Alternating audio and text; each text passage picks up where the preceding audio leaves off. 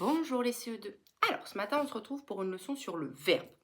On sait que le verbe, c'est le mot de la phrase qui nous permet de savoir ce que font les personnages. C'est l'action, c'est un mot que je peux mimer. Mais ça peut être aussi un état. Je suis une fille, on ne peut pas le mimer, mais ça va être un verbe d'état. C'est quelque chose qui ne se mime pas. Mais si on prend la phrase, les CE2 travaillent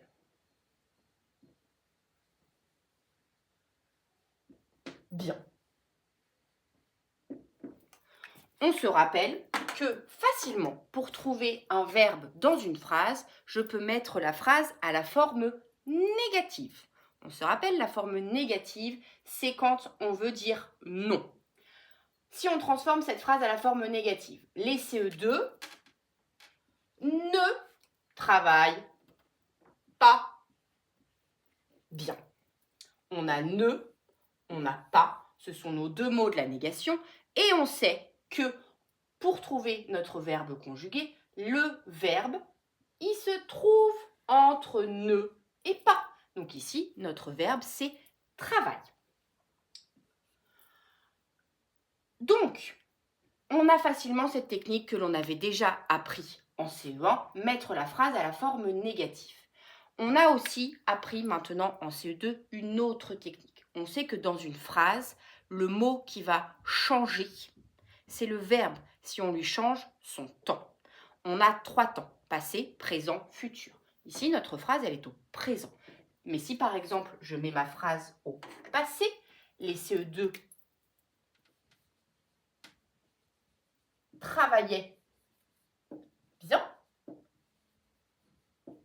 Ici, c'est le verbe qui a changé. Donc, quand on le dit à l'oral, les CE2 travaillent bien, les CE2 travaillaient bien. Si c'est ce mot qui a changé, c'est le mot ici qui est le verbe. On pourrait aussi le mettre au futur. Les CE2 travailleraient bien. Et là, à chaque fois, on sait que c'est le verbe parce que c'est le mot qui change dans la phrase. Donc, c'est assez facile de trouver son verbe. On se rappelle aussi que pour trouver l'infinitif d'un verbe, on utilise la formule « c'est amusant de ».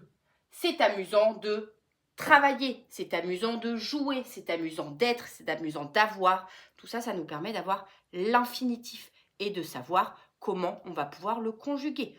On sait qu'on a 3 groupes de temps, le premier, le deuxième, le troisième, et ce qui nous permet de savoir comment on conjugue le verbe. Donc voilà comment on trouve son verbe. C'est le mot qui va changer par rapport au temps. Et on peut toujours se servir de la technique de la phrase négative.